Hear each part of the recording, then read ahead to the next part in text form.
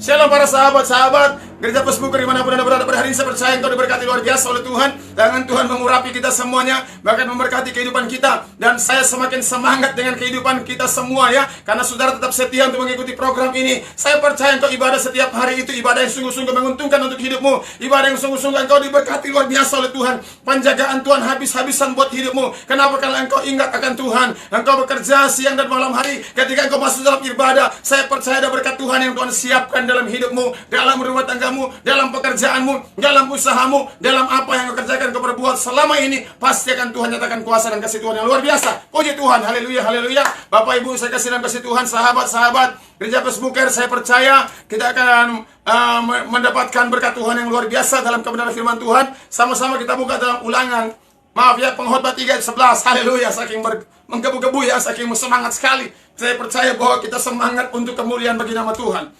Haleluya, haleluya. Pengkhotbah 3 ayat 11. Pengkhotbah 3 ayat 11, satu ayat saja ya. Bapak Ibu dikasih oleh Tuhan, sahabat-sahabat Gereja Presbuker, Pengkhotbah 3 ayat 11. Demikian bunyi firman Tuhan, Ia membuat segala sesuatu indah pada waktunya. Bahkan Ia memberikan kekekalan dalam hati mereka. Tetapi manusia tidak dapat menyelami pekerjaan yang dilakukan Allah dari awal sampai akhir. Sekali lagi kita baca firman Tuhan ini ya. Ia membuat segala sesuatu indah pada waktunya. Bahkan Ia memberikan kekekalan dalam hati mereka. Tetapi manusia tidak dapat menyelami pekerjaan yang dilakukan Allah dari awal sampai akhir. Alkitab mengatakan begini, manusia tidak dapat menyelami pekerjaan yang dilakukan oleh Allah, yang dilakukan oleh Yesus, oleh Tuhan dari awal, semenjak bumi ada, semenjak kita belum ada, semenjak kita dalam kandungan, sampai kita besar, sampai kita innalillahi wa innalillahi raji'un, ya kan, sampai kita mati, ditanam, bahkan sampai akhir bumi ini, tidak ada seorang pun yang bisa menyelami pekerjaan Tuhan, tidak ada seorang makhluk pun yang bisa menyelami pekerjaan Tuhan. Hanya Tuhan saja yang bisa melihat pekerjaan Tuhan dalam hidup manusia. Tuhan yang menentukan semuanya. Tuhan yang membuat kita ini mengalami yang namanya indah pada waktunya. Amin. Apa yang dimaksud dengan indah pada waktunya? Dikatakan begini, Ia membuat segala sesuatu indah pada waktunya. Kalau kita baca di sini, kita pelajari di sini, waktunya ini E-nya bukan huruf besar, tapi E-nya ini huruf kecil. Nah, kalau E-nya huruf kecil ini bukan bicara mengenai siapa? Bukan bicara mengenai Tuhan. Kenapa E-nya huruf kecil? Kalau E-nya huruf besar, otomatis itu bicara mengenai Tuhan, ya kan? Tapi di sini dikatakan indah pada waktunya, itu E-nya huruf kecil, ya kan? E-nya huruf kecil, jadi bukan bicara mengenai Tuhan. Jadi E di sini ini bukan bicara mengenai Yesus, Tuhan, Allah, bukan. E-nya huruf kecil ini bicara mengenai siapa? Pada waktunya. Ternyata Bapak Ibu dikasih oleh Tuhan, pada waktunya Ia membuat, Yesus membuat, Tuhan membuat, Allah membuat segala sesuatu indah. Indah pada apa? Pada waktunya. E-nya apa? Huruf kecil. Pada waktunya. Ternyata Tuhan sudah punya skenario, Tuhan sudah punya planning buat kehidupan kita sampai tahun depan, sampai 2 tahun depan, 3 tahun depan, 5 tahun depan, 10 tahun depan, bahkan 50 tahun depan. Tuhan sudah punya rencana, Tuhan sudah punya planning buat kita. Saya kasih contoh, ya, misalnya saya nih, Ferry Suragalapian, papa saya Bugis, mama saya Manado, ya kan. Papi saya Bugis ini luar biasa, punya pegangan yang luar biasa, ya kan. Mami saya Kristen dari kecil, mami saya Kristen sudah Pantekosta dari kecil. Mami saya dan papi saya ini nikah campur. Mami dan papi nikah campur, kawin pisah, ya kan. Beda keyakinan. Tapi puji Tuhan, waktu saya besar dari kecil kami sudah dididik secara papi. Papi ingin supaya anak-anaknya semuanya mengikuti papi. Papi ingin supaya anak-anaknya ikut papi, karena papi orang Bugis, papi jaksa, ya kan. Ya udah, kami ikut papi dan semenjak kami kecil, kami ikut keyakinannya papi. Tapi puji Tuhan, Tuhan mengasihi kami. Tuhan punya rencana yang luar biasa dalam hidup kami. Tuhan punya planning yang luar biasa dalam hidup kami. Ini adalah cerita bagaimana supaya Tuhan membuat indah pada waktunya. E-nya huruf kecil tadi. Jadi Tuhan punya rancangan yang luar biasa buat Ferry Suragalapian, ya kan? Tuhan punya rancangan yang luar biasa buat saya. Berapa tahun kemudian supaya saya bisa mengalami namanya keselamatan. Keselamatan Tuhan dicurahkan dalam hidup saya. Berapa tahun kemudian saya lahir 1977, saya diselamatkan 1997. saya diselamatkan. Saya berjumpa dengan Tuhan 1996.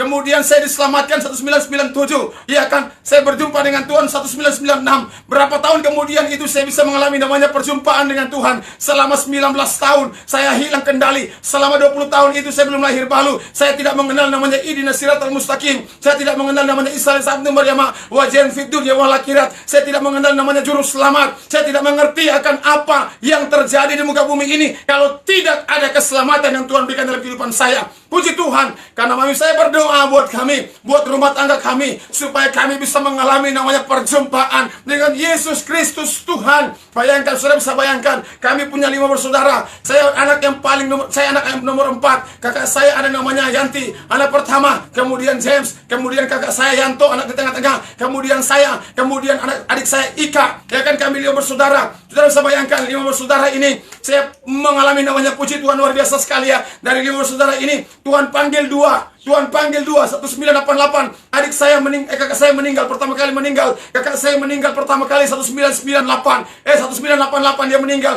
Dokter tidak menemukan penyakitnya. Masuk rumah sakit 1 bulan di rumah sakit. Diopnam di rumah sakit. Iya kan? Dia mulai berteriak-teriak karena nggak sadar. Panasnya tinggi, dikasih obat. Kasih dosis tinggi. Obat penyakit tipes. Kasih dosis tinggi, nggak sembuh juga. Dikatakan penyakit umur darah. Nggak sembuh juga, kasih obat dosis tinggi. Iya kan? Sampai suatu saat 1 bulan kemudian, Pak kakak saya dipanggil pulang kembali ke Tuhan. Pada waktu dia nggak sadar diri ini, saudara, dia berkata begini, Tuhan, persatukan orang tua kami ke dalam satu ajaran yang benar, yaitu ajaran Yesus Kristus Tuhan. Muncul nubuatan dia. Padahal selama dia hidup, tidak ada yang pernah ajarkan dia siapa yang menyelamatkan dunia ini, siapa juru selamat itu. Tidak ada yang mengajarkan kepada dia. Tapi puji Tuhan, ketika dia sakit tanpa sadar, dia berkata-kata seperti itu. Lidahnya sudah hancur, Bapak Ibu dikasihi oleh Tuhan. Dia berkata-kata seperti itu. Akhirnya apa? Dia meninggal dalam keadaan Tuhan panggil dia. Dia sudah percaya Tuhan Yesus. Dia meninggal di Manado, dikuburkan di Manado. Sudah percaya Tuhan Yesus. Pada waktu dia hidup, dia gak percaya namanya Yesus Tuhan. Puji Tuhan, mami saya senang. Mami saya sempat depresi juga. Kenapa? Tuhan panggil dia. Satu anak ini, 2 tahun berikutnya, tahun 1990, adik saya yang paling bungsu lagi, yang paling bungsu, yang paling disayang, kemudian dia meninggal, dipanggil oleh Tuhan, kembali ke surga umur 6 tahun. Bapak Ibu saudara bayangkan, anak yang paling bungsu meninggal, dipanggil oleh Tuhan umur 6 tahun. Mami saya sudah kehilangan kendali, mami saya sudah stres, mami saya sudah depresi pada waktu itu. Kenapa? Sudah tidak percaya Tuhan lagi, sudah tidak mengerti akan kasih Tuhan, tidak mengerti akan jalan-jalannya Tuhan. Waktu itu mami saya stres kemana-mana, ke Palu, ke Manado, ke Surabaya, ke Jakarta, ya kan? Kenapa? Sudah depresi. Saudara bisa bayangkan, 1988 kakak saya dipanggil Tuhan.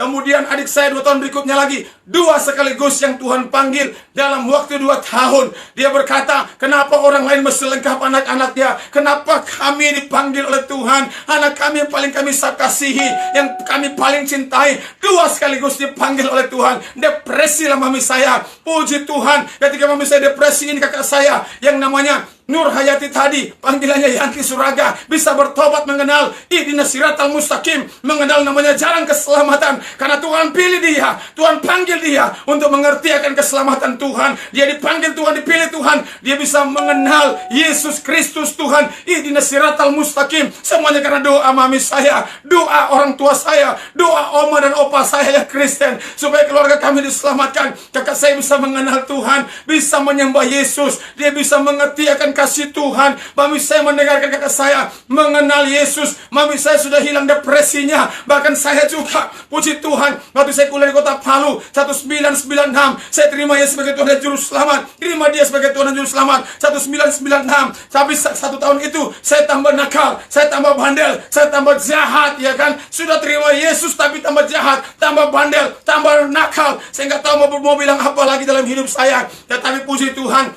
selama puncak-puncaknya itu saya nakal, saya tambah bandel. Saudara bisa bayangkan, sudah terima Yesus, itu saya lihat ya, saya pelajari, ternyata benar orang-orang yang sudah terima Yesus itu belum tentu dia baik, belum tentu dia sungguh-sungguh bertobat. Karena banyak orang-orang yang namanya Markus, Lukas, Yohanes ada di penjara Cipinang, ada di penjara Salemba, ya kan? Banyak sekali mereka itu tanya, kamu kenapa masuk penjara? Oh, saya bunuh orang. Kamu kenapa? Saya nipu orang. Kamu kenapa? Saya perkosa orang. Namanya siapa? Markus, Yohanes, Lukas. Haleluya, puji Tuhan. Jadi tidak ada jaminan kalau orang Kristen itu sungguh-sungguh bertobat. Waktu itu saya benar-benar dipulihkan luar biasa oleh Tuhan. Setahun berikutnya saya nggak bisa tidur selama kurang lebih 2 minggu. Saya nggak bisa tidur di kota Palu, saya nggak bisa tidur, saya gelisah. Saya nggak tahu kenapa saya nggak bisa tidur selama kurang lebih 2 minggu. Iya kan? Saya nggak minum obat, saya cuma nggak tahu. Pagi mikir malam, malam mikir pagi, pagi mikir malam, malam mikir pagi. Puji Tuhan, kakak saya yang tadi namanya Nur Hayati, yang sudah percaya Tuhan Yesus, panggilannya Yanti, haleluya. Mungkin yang mendengarkan program ini Yanti ya. Saya dipanggil oleh dia untuk saya bisa ikut KKR, kebaktian kebangunan rohani di restoran Mary Glow pada waktu itu 1997. Saya ikut KKR sudah nggak bisa tidur ya kan, ikut KKR, duduklah saya pas di pertengahan. Ketika saya duduk di pertengahan, saya mendengarkan ada hamba Tuhan yang berkhotbah. Ketika dia berkhotbah, dia sampaikan begini, Bapak Ibu, di altar call, setelah berkhotbah di altar call, dan dia katakan begini, Bapak Ibu, di sini saya merasakan di sini altar call ya, puji Tuhan, hamba Tuhan kepalanya botak ya kan, kepalanya botak, channelnya dengan surga itu kan, kepala botak itu luar biasa banget, channel dengan surga itu signalnya kuat sekali ya kan. Dia katakan begini setelah altar call, di sini saya mendapatkan pesan Tuhan, ada 3 orang anak muda yang tidak bisa tidur. Hah, saya kaget ya kan. Kok hamba Tuhan botak ini tahu saya nggak bisa tidur? Padahal saya nggak pernah berkomunikasi dengan dia. Kok dia tahu saya nggak bisa tidur? Sekali lagi dia katakan begini, Tuhan berbicara kepada saya bahwa Tuhan sementara mencari engkau. 3 orang pemuda ini Tuhan sementara mencari engkau. Ketika Tuhan berbicara begitu melalui hamba Tuhan yang botak tadi ini ya kan, yang signalnya luar biasa dengan sorga di tengah-tengah saya, tempat duduk saya duduk di pertengahan ya, saya duduk, kemudian saya berlutut, saya bersila, saya tengkurap, saya tiarap, saya bilang begini, saya nangis di depan Tuhan, Tuhan saya mau bertobat, saya mau tinggalkan masa lalu saya mau tinggalkan semua dosa saya, untuk saya bertobat Tuhan, saya mau dibaptis besok hari Tuhan, saya mau puasa besok hari, puji Tuhan, haleluya. Besok harinya saya mengambil tindakan untuk saya dibaptis. Kemudian saya bilang begini, saya mau puasa, saya mengambil tindakan besok hari ini saya mau puasa. Akhirnya puji Tuhan, saya puasa goal, saya puasa dalam pertama kali saya puasa ketika saya masuk yang namanya percaya Tuhan Yesus. Saya mengenal dia, saya pengen sungguh-sungguh dengan dia, saya pengen bertobat. Puasa saya goal, puji Tuhan, haleluya. Dulu gak pernah saya puasa saya goal. Kalau masuk bulan suci Ramadan ya kan, papi saya bilang begini, Ferry kamu puasa ya kan. Papi saya bilang begitu, papi saya ke kantor, di belakang mami kan masak, kami makan ya kan. Kalau buka puasa, kami sama-sama makan dengan papi buka puasa, pura-pura buka puasa. Jadi gak pernah goal yang namanya puasa bulan suci Ramadan. Puji Tuhan, ketika saya percaya Tuhan Yesus, ketika saya mau bertobat, mengenal dia sebagai Tuhan dan Juru Selamat, tinggalkan masa lalu, puasa saya goal, haleluya. Jadi puji Tuhan, saya buka puasa setelah saya dibaptis besok hari, jam-jam sekitar jam 5 saya dibaptis, jam 6 saya buka puasa. Waduh, luar biasa banget. Setelah saya dibaptis, tenggelam dalam kolam baptisan, tubuh dosa saya yang lama, tubuh dosa saya yang kotor ini tenggelam dalam kolam baptisan. Saya langsung bangkit dalam kolam baptisan, dan benar-benar saya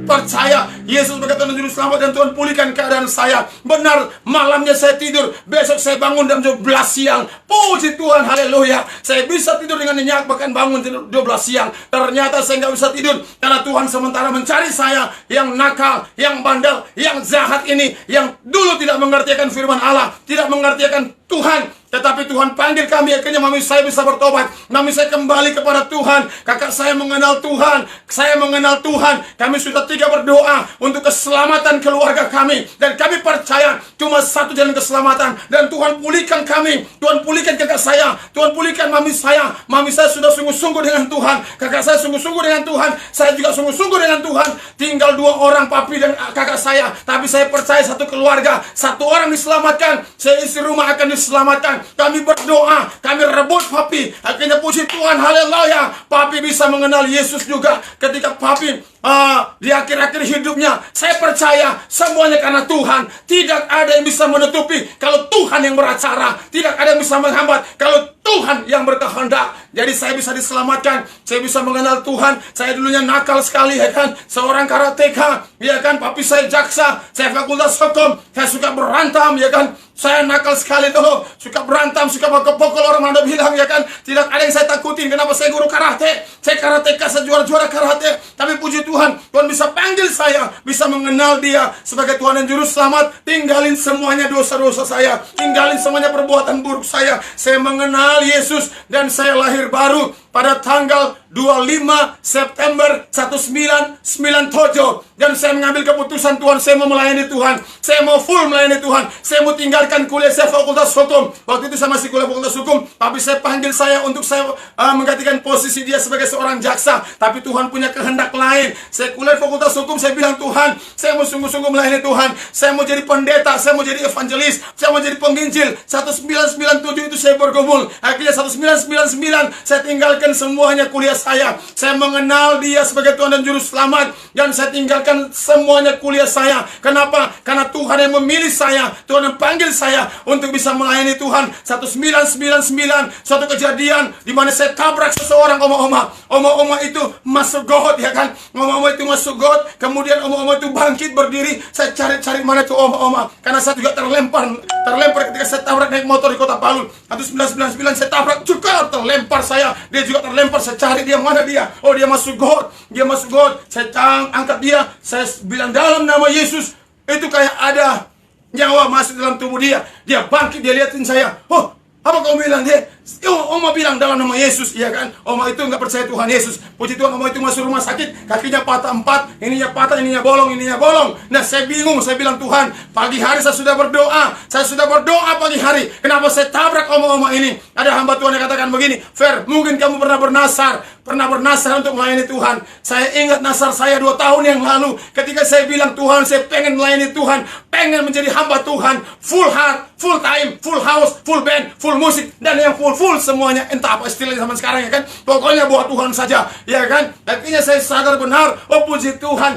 Tuhan yang buka semuanya. Oma-oma ini kami doakan tidak jadi di operasi kakinya, ya kan? Kakinya kan mau dipotong gara-gara patah 4, tapi gak jadi. Kesembuhan terjadi, mujizat terjadi. Saya juga gak di penjara, gak di sel, sempat ditahan di polisi, tapi gak di sel, gak bermalam. Puji Tuhan, semuanya karena campur Tuhan yang luar biasa. Saya bisa sekolah di Seminari Bethel Jakarta, sekolah Alkitab di Petamburan Jakarta, dan setelah selesai di sana saya dikirim ke Kalimantan. Di Kalimantan di Pangkalan Bun itu masuk lagi ke pedalaman sempat 4 jam masuk ke dalam lagi ke daerah pedalaman Kalimantan Tengah, ya kan, 4 jam untuk bisa mengepelai, untuk bisa menjadi pelayanan, menjadi pembina rohani orang Kristen di daerah itu, ya kan. Sempat setahun saya di sana menggembalakan tempat itu, menggembalakan jemaat-jemaat di sana. Dan puji Tuhan, saya kembali ke Jakarta lagi tahun 2001. Saya kembali ke Jakarta untuk melayani Tuhan, dan saya percaya sampai dengan detik hari ini hanya melayani Tuhan saja. Panggilan saya yaitu melayani Tuhan saja, tidak neko-neko, bukan kaleng-kaleng. Haleluya, hanya melayani Tuhan saja. Tuhan yang memilih saya dari latar belakang yang tidak percaya Tuhan Yesus. Tuhan arahkan untuk mengenal Dia, mengerti akan kehendak Dia. Tadi saya bilang Pengkhotbah 3 ayat 11,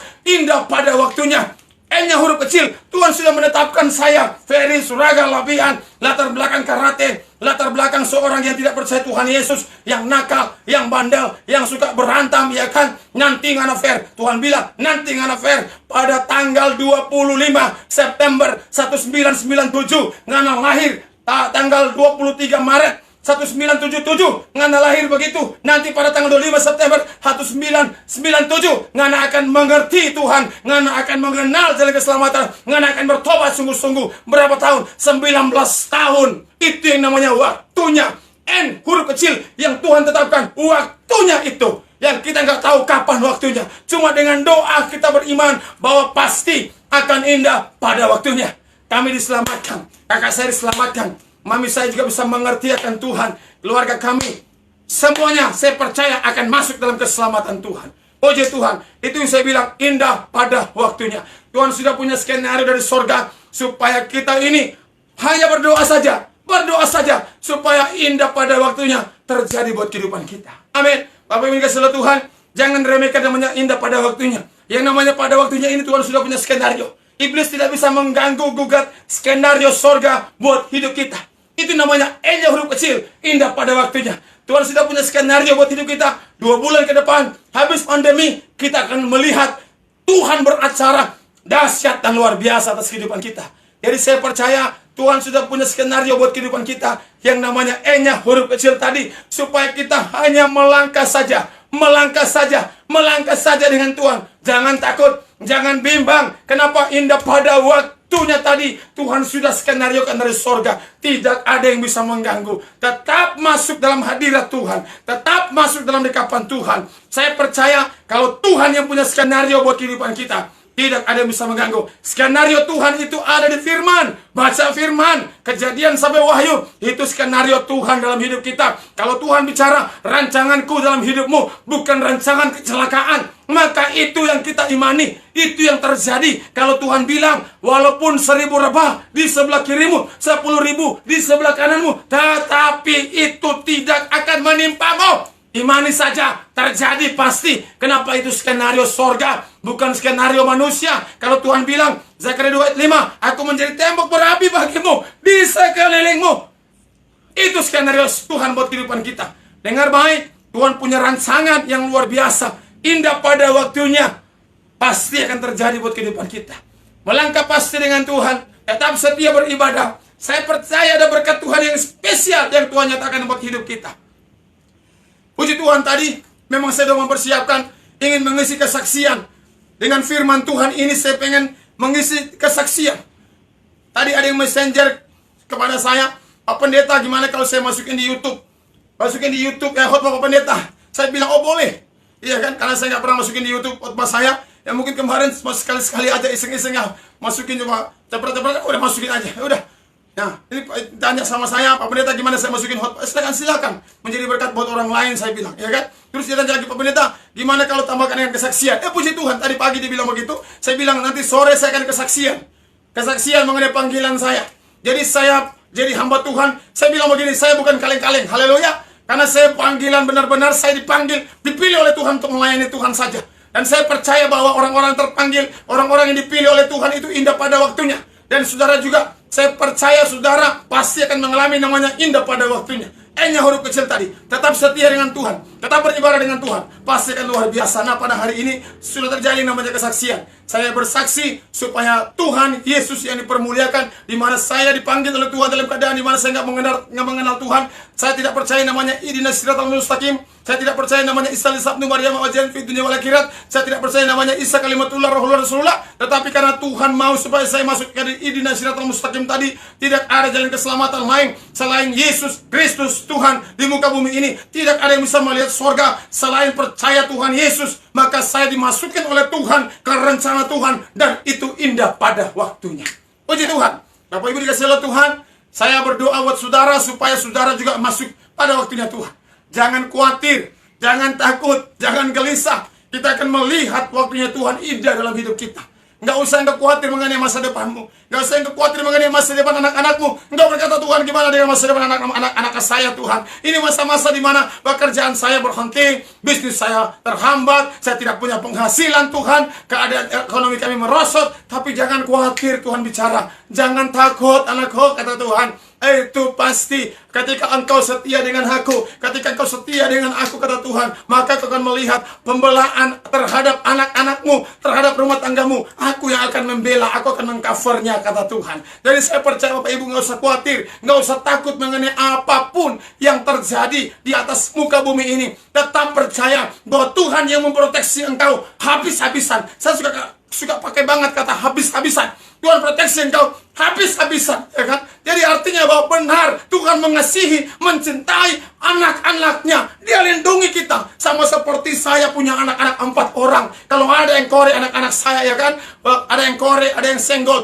Mungkin saya bisa marah sebagai manusia, ya kan? Saya akan melindungi anak-anak saya sebagai manusia saya. Siapa yang korek anak? Siapa yang senggol anak, ya kan? Papi mau tonjok kan gitu kan? Maaf ya, mungkin seperti itu. Cara manusia, ya kan? Kalau nggak bertobat, ya kan, tapi kalau sudah bertobat kan ya doakan saja, ya kan. Jadi artinya Bapak ini bisa membela anak-anaknya, apalagi Bapak di sorga, ya kan, akan membela habis-habisan terhadapmu. Saya percaya tetap kita setia dengan Tuhan, tetap kita beribadah dengan Tuhan, akan indah pada waktunya Tuhan.